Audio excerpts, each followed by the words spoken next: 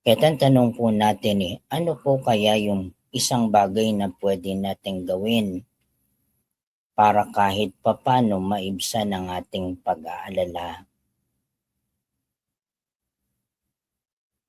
Isa po sa mga bagay na pwede nating gawin ay i-direct natin ang ating isipan sa isang bagay na madidistract po. Yung distracting activities, ito po ay pansamantala na pwedeng gawin ng tao. Paano i-distract ang isipan? Hindi nating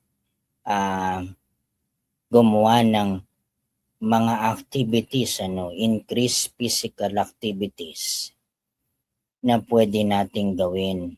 Halimbawa, sa bahay nakita natin maraming kalat, maraming dapat ayusin, maraming dapat linisin.